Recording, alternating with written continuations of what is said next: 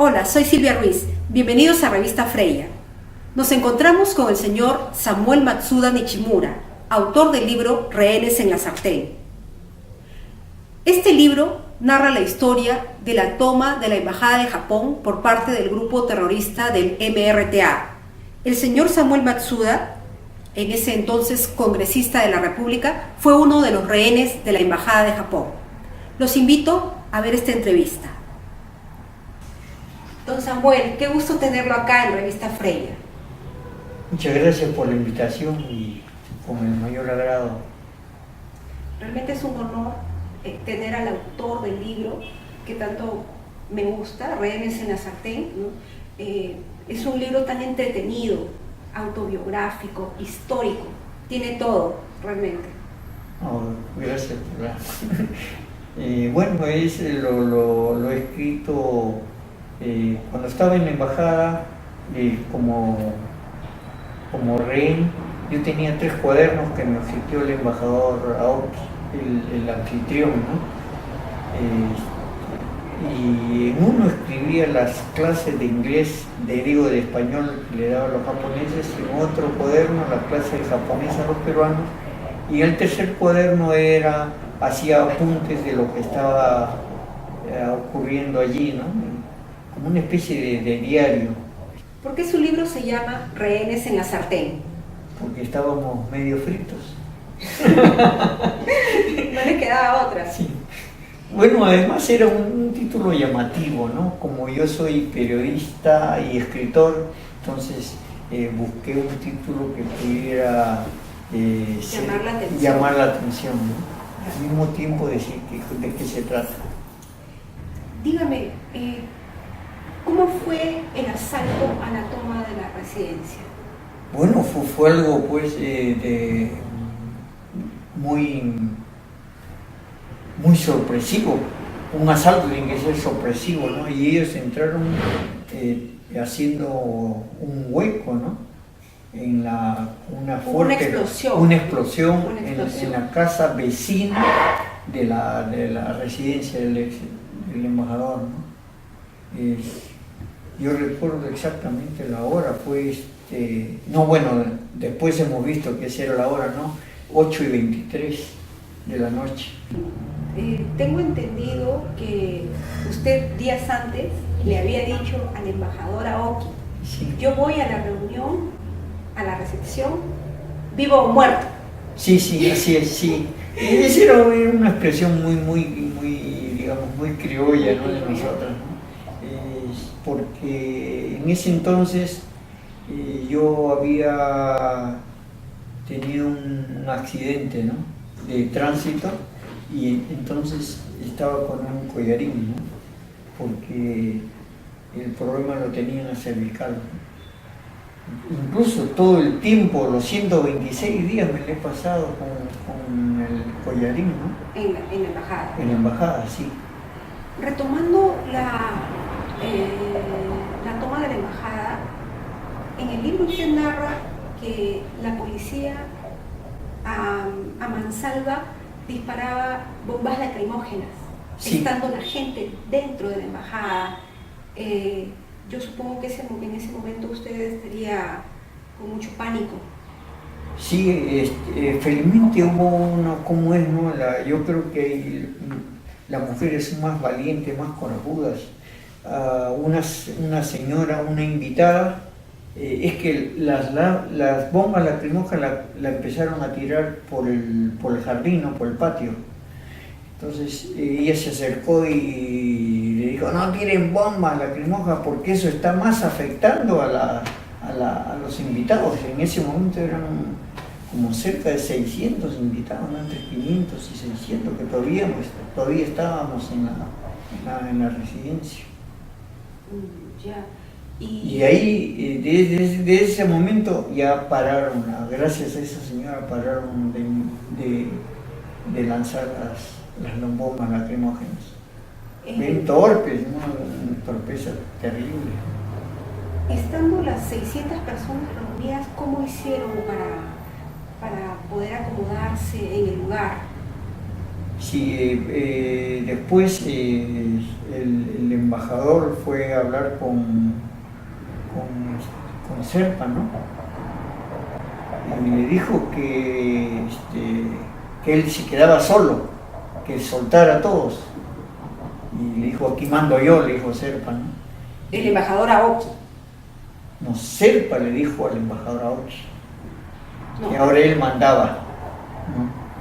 Bueno, y lo primero que ellos se dieron cuenta, que retener pues a 500, entre 500 y 600 personas era casi imposible para ellos mismos, ¿no? Entonces lo que hicieron fue dar salida primero a las damas, a las mujeres y también a las personas de la tercera edad, ¿no? Y al final nos quedamos como 100 y pico, y después de esos 100 y pico fueron haciendo otra selección, ¿no? A los 3 días, a los 5 días ya fueron el 1 de enero y al final nos quedamos 72. Usted quedó hasta el final, hasta el día de la toma, Chalín de Huántar. Así es. ¿Usted por qué cree que lo dejaron hasta el final? No, es que nosotros éramos los objetivos políticos, éramos 5 congresistas, y los 5 de oficialistas, diríamos, ¿no? De Cambio 90 a Nueva Mayoría, y todos éramos presidentes de comisión, todos, los 5. Por eso, ese era el motivo, ¿no? Se crearon, recuerdo, 24 japoneses, ¿no? Y casi todos eran pues muy representativos, presidente de la Mitsubishi, de la Mitsui, de las grandes compañías japonesas. Claro. ¿Por qué se quedaron ellos? ¿O por qué hicieron que se quedaran?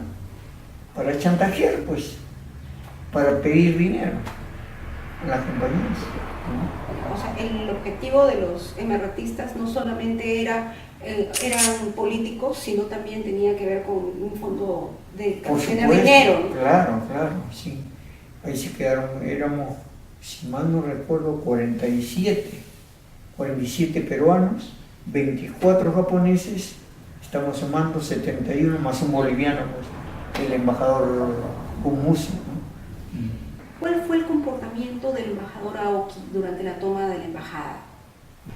Y era, como persona, todo un señor en todo lo que este concepto representa. Se portó las mil maravillas y en ningún momento se corrió al problema. Él dijo que era el anfitrión, era el embajador, y él asumía toda la responsabilidad de este hecho. Inclusive los japoneses que habían sido retenidos, le tenían mucha cólera injustamente, porque lo querían culpable de lo que había ocurrido y que él no hacía nada para poder liberarlos. ¿Qué podía hacer el embajador Aoki en ese entonces? Si él también era un rehén como todos. Es cierto, era un rehén como todos. Era un rehén como todos. ¿Qué podía hacer? Nada. Dígame, cuando hubo el asalto a la embajada, ¿qué sintió? Como Samuel Matsuda Nichimura. Bueno, lo primero que pensé fue en mi familia, ¿no? Porque, y esto creo que les ha ocurrido a casi la mayoría, porque nosotros estábamos allí dentro del problema en ese momento, pero nuestras familias, ¿qué pensaban? Estaban aterradas. ¿Qué les ocurrirá? ¿Cómo estarán pasando, no? ¿De qué manera los están tratando los terroristas? Entonces, lo primero, bueno, es por carácter, soy muy sereno y siempre trato de ubicarme dentro de una situación, ¿no? Sea como fuese, ¿no? Si es problemática, trato de serenarme y buscar caminos de solución. Entonces, una de las cosas que hice yo fue tratar de calmar a la gente, ¿no? Para que todos Y en esa actitud, bueno, hubo varias personas que nos ayudaron, ¿no? Porque se puede imaginar que en ese momento pues la moral estaba por los suelos, ¿no? Entonces había que levantar a la gente. No, pues, hay que esperar. Dígame, ¿cómo fue la convivencia día a día en la Embajada de Japón? La convivencia fue muy buena. Creo que si estábamos allí 72 personas y se supone que esta fue una selección que hizo el MRTA, fueron pues a personas de ya cierto nivel, ¿no? Entonces todos entendieron cabalmente lo que nos ocurría y nuestra situación de reino. Bueno, entonces, ¿cuál fue la idea fundamental que se impregnó en todos, ¿no? Es que todos éramos uno. Entonces en eso tenemos, yo guardo mucha satisfacción, ¿no? Había un sentimiento de solidaridad entre todos ustedes. Así es. Ya. También he leído que se organizaban todos los días dando charlas, hacían una peña también, sí, ¿no? Así cantaban y cada rehén tenía alguna habilidad y la compartía, ¿no? Y de esa forma convivían mejor, ¿no? Así es. Por ejemplo, yo debo mencionar como una de las personas que dio bastante alegría y ánimo al doctor Dante Córdoba, ¿no? Que en ese entonces era primer ministro, pues, y además, sí, pues, y también había sido ministro de Educación, ¿no? Y él tocaba muy bien la guitarra y era muy alegre. Él es el que daba ánimo, ¿no? Y después felizmente participó. Ya poco a poco los japoneses también empezaron a participar, ¿no? en estas peñas, digamos, y a cantar, etc. Sí, eso dio digamos, otro ánimo y otro ambiente, ¿no? Así, a pesar de todo. A pesar de todo. Y la mirada que tenían hacia los terroristas, ¿qué sentía usted estar de repente entre un grupo de terroristas que quizás le apuntaban con sus rifles? Sí, claro. ¿Qué sentía usted? Yo tenía, personalmente mucha pena, ¿no? por los chicos, ¿no? Porque los que prácticamente comandaban eso eran los adultos, ¿no? Estaba Serpa, estaba el árabe, que era el segundo, la tercera era Tito, que era el Tito, y el cuarto era Salvador, me recuerdo. Ellos eran los más decididos incluso a aniquilar el tercero y el cuarto. Y yo tuve mucha conversación con el tercero, con Tito, ¿no? Porque con Salvador, no, ese era un salvaje, ese no se podía hablar de nada. Y los otros eran chiquillos, muchachos, que probablemente los han traído a algunos a la fuerza, ¿no? Porque todos eran chicos selváticos, ¿no? de la zona de allá de Tarapoto, de Yurimagua, esos sitios, ¿no? Y que, no sé, no entendían nada de lo que estaban haciendo ellos. Ya. En una parte del libro, usted narra una conversación que tuvo con Tito, ¿no? En la que dice que la toma de la Embajada de Japón, ¿no? El operativo, lo sacaron del libro de Gabriel García Márquez. Creo que Noticia de un secuestro. Así es, sí. De un guión cinematográfico. Exacto, de un guión cinematográfico, ¿no? Pero que García Márquez lo convirtió en un libro, ¿no? Entonces ellos siguieron el lineamiento de lo que decía ese libro. ¿Qué tan importante fue para ustedes la participación de Juan Julio Vig? Importantísima, ¿no? Desde el punto de vista espiritual, ¿no? Que el momento que se liberaron a las mujeres y a los ancianos, inclusive al padre Juan Julio Vir, él diga, no, yo me quedo. Serpa le repitió, ¿no? Y usted no tiene por qué quedarse, váyase, le dijo. No, yo me quedo para dar el soporte espiritual a los que se quedan. Bueno, ese es un ejemplo de humanismo, de todo, de valentía, de coraje, ¿no? Extraordinario, extraordinario. O sea, él cumplió un papel muy importante como soporte espiritual. Sí, sí, sin duda alguna. Mucha gratitud hacia su persona. Claro. Totalmente. Total. No solamente gratitud, ¿no? Yeah. Más allá de eso. Y las conversaciones que tenía Juan Julio Vig con los terroristas, ¿cómo eran? Sí, él justamente fue uno de los, digamos, factores fundamentales para que ellos tuvieran calma, ¿no?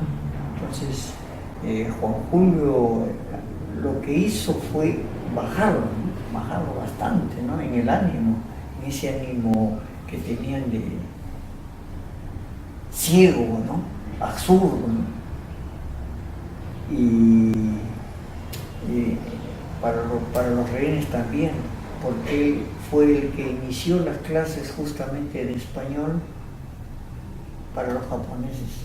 Se cumplió, pues, además los días teníamos a la semana 2 ceremonias religiosas, ¿no? Misas, que las oficiaba él uno los días de miércoles, si mal no recuerdo, y otro como ayuda, como asistente de Monseñor Juan Luis Cipriani, ¿no? Que venían los domingos.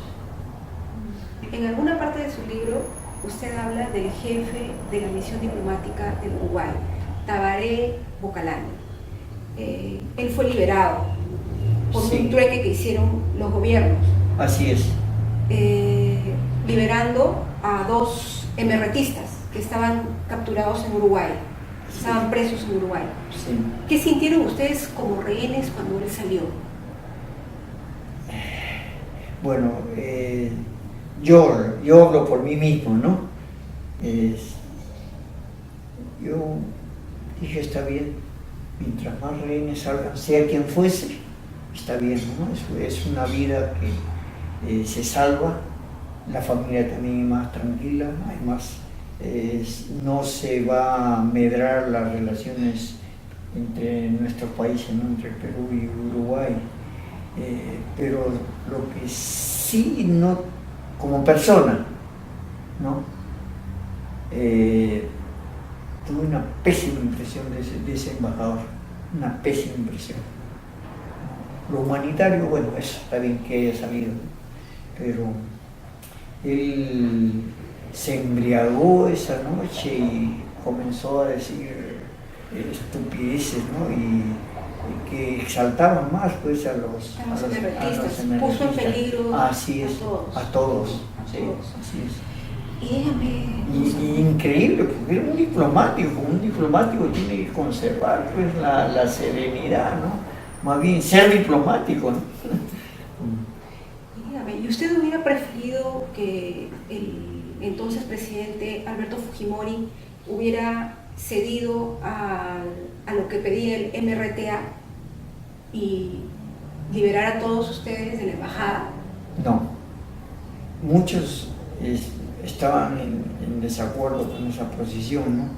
Pero yo no. No se puede ceder al terrorismo, ¿cierto? No se puede, porque eso iba a ser un pésimo precedente, de tal manera que en cualquier momento, en cualquier ámbito, los terroristas iban a utilizar la captura, iban a hacer más capturas y chantajear así al gobierno, a cualquier gobierno, en el futuro también, ¿no? Era quizás en contra de uno mismo, ¿no? Pero uno tiene que ceder, pues, ante sus propios intereses los propios intereses personales ante los intereses de la nación, ¿no? Claro, hacer lo que se tiene que hacer. Hacer lo que se tiene, no que sea el gobierno de Fujimori, pudo haber sido cualquier otro gobierno, pero no había cederse. Pero también pues hay gente que piensa en lo suyo, ¿no? Es natural también, ¿no? Viviendo una situación terrorífica como la que vivimos, es posible pensar así. También los familiares se habrán presionado en ese sentido, ¿no? Pero hubo gente dentro de la residencia, rehenes, y yo me quito el sombrero por ellos y por mí mismo, ¿no? Que había un, creo que era militar, que se llamaba Richard, que tenía un Viper. Sí. Y que no se habían percatado los emerretistas que estaban en su poder, y que con ese Viper le dieron aviso que iban a rescatarlo. Me gustaría, por favor, que todas las personas, que todas las personas que están viendo esta entrevista puedan enterarse de cómo fue. Sí, el que fue muy valiente y fue una de las personas claves para nuestra liberación. En ese entonces era el comandante Roberto Fernández Franzen. Él era el edecán del presidente del Congreso, que en ese entonces era el ingeniero Víctor Hoy. Entonces él como militar también lo dejaron hasta el final. Él conjuntamente con el vicealmirante Luis Giampietri fueron sin duda los que hicieron todo el trabajo de inteligencia y de comunicación con el exterior, ¿no? Para que pueda realizarse la operación Chavine-Guantar. Hasta ahora lo tienen. El comandante Fernández escondió el Viper, que es así, chiquito, ¿no? Entre sus prendas íntimas. Entonces cuando comenzaron a revisarnos a todos, pues felizmente que no llegaron a ese punto, ¿no? Entonces eso le comunicó al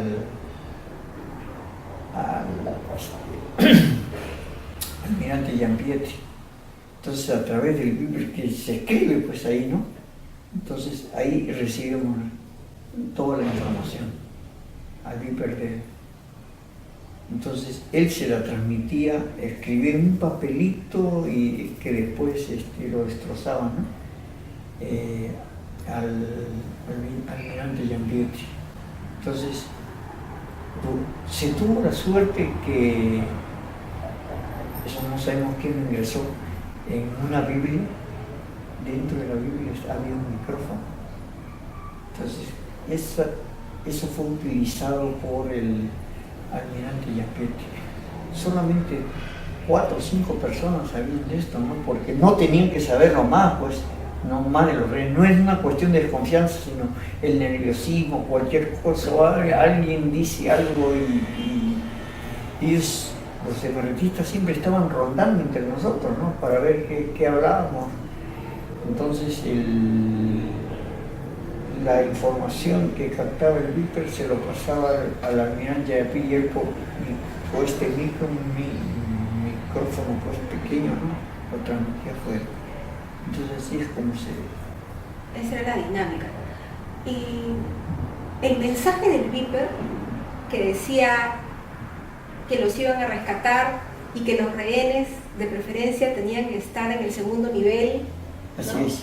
Y que aprovecharon para ingresar a la embajada cuando los terroristas estaban jugando fulbito. Así es, sí.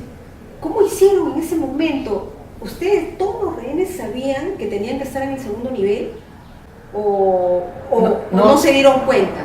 No, se nos comunicó que todos estuviéramos en el segundo nivel. Habían dos japoneses, recuerdo, que solían hacer ejercicio, subían y bajaban, ¿no? Así que el que oficiaba de ayudante del almirante Jean-Pierre Triquet, que era también comandante en ese entonces, Alberto Heredia, fue con otro y los combinó a los japoneses. Los japoneses estaban molestísimos, ¿no? Que ellos no le avisaron por cuál era el motivo, por supuesto, ¿no? De que se iba a producir la liberación, ¿no? Estaban molestísimos, porque los subieron prácticamente a la fuerza, y no pueden estar ahí, no pueden estar bajando, ¿no? Y en el momento de la toma de la residencia, ¿cómo se sintió usted? Bueno, cuando nos avisaron que se iba a producir la explosión, ¿no? Bueno, lo que hicimos fue tirarnos, ¿no? Yo recuerdo que en ese momento estaba con el viceministro de la presidencia de descentralización, que era Ramírez, ¿no? Y estaba con Carlos Blanco. Nos tiramos al suelo, ¿no? En la explosión ya. Y yo fui, creo que el quinto en ser rescatado. Fuimos jateando, ¿no? Por el segundo piso y bajar por la terraza. Pero habrá sido un pandemonio ese momento, ¿no? Supongo que disparos, gritos. Ah, sí, vos, era un pandemonio, por supuesto que era un pandemonio. Ya. Don Samuel, ¿qué sintió luego que salió de la embajada? Bueno, es un alivio enorme, ¿no? Como a todos, ¿no? Y sobre todo el reencuentro con su familia, ¿cómo fue? Bueno, ya se imaginarán, ¿no? Estaba... mi hija estaba estudiando el posgrado en la Universidad de Keio en Japón, ¿no? Y se vino pues, a los 2 días, 3 días, ¿no? Inmediatamente. Y después se fue otra vez, solamente para verme. Sí, ya cuando llegué a la casa ya estaba mi familia, ¿no? Mi esposa y todo. Pero fíjese cómo este hecho tan estresante, ¿no? Movido de tanta tensión, ha tenido consecuencias de todas maneras. Casi de los que últimamente han fallecido con cáncer. Este de Carlos Soberano, Rodolfo Matsuda, todos con cáncer. Lo mismo, me han operado de cáncer. ¿A usted lo ha operado de cáncer? Claro, me han encontrado un tumor así grandazo en el estómago. Yo no tengo estómago, no tengo vaso. He bajado 21 kilos. Sí, lo veo más de lado. Sí, mejor, ¿no? Mejor. Sí, de hecho que sí. Es que también eso que ha vivido, lo que ha vivido usted ha sido horrible. No se lo deseo a nadie. Por supuesto, no se lo deseamos a nadie. A nadie, porque esa incertidumbre de saber si va a volver a ver a su familia, si va a vivir o no, estar en el terror de personas que le están apuntando, supongo que los habrán insultado hasta mucho, ¿no? No, bueno, al principio sí, después ya estuvieron... Para amedrentarlos. Sí, así es, pero ya estuvieron al fin, ya estuvieron un poco más calmados, ¿no? Pero de todas maneras, por ejemplo, en la noche nosotros dormíamos en el piso, ¿no? En el suelo. Como a las 2, 3 de la mañana entraba uno y comenzaba a rastrillar el arma. Sí, a rastrillar el arma y con la cacha del fusil no golpear meses, imagínense. Para amedrentarlos. Sí. ¿Y Serpa Cartolini, cómo se portaba con ustedes? Bueno, Serpa Cartolini era una persona de muy pocas luces, ¿no?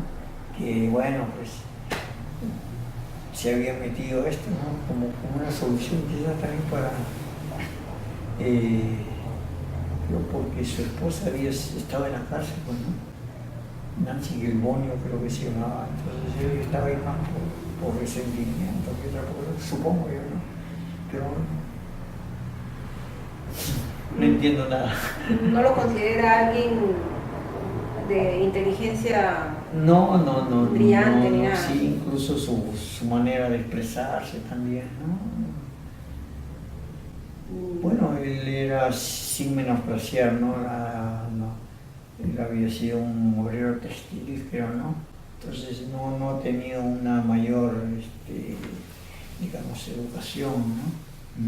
Quizás se sentían importantes porque Así, con su claro. acto tenían a todo el mundo en la mira.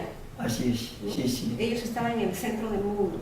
Mm. Eso es todo. Entonces, para finalizar, don Samuel, dígame qué siente con respecto a todo lo vivido en la embajada. Y esperamos que esto, y deseamos fervientemente que esto jamás vuelva a ocurrir, porque no, el chantaje es uno de los peores y más crueles delitos que puede haber, más inhumanos. Chantaje por cualquier motivo, y más aún si es político. Que eso sea pues una lección, y en el transcurso de estos años no ha ocurrido nada para que no vuelva a ocurrir hechos como este. Ese es nuestro deseo. Muchas gracias, don Samuel. No, de Ha nada. sido un gusto tenerlo acá. Más bien, gracias por la invitación, y que siempre que sea posible hablar de esto, debemos hacerlo, ¿no? Y felicitaciones a ustedes por esta labor realmente de difusión. Hay que decirlo porque la mayoría de los jóvenes no conoce, no sabe lo que ocurrió esto. Eso es cierto, la mayoría de los jóvenes no saben y para eso estamos nosotros, para hacerles recordar que ocurrió esto en el país y que no se vuelva a repetir nunca más. Así es. Muchas gracias. Gracias.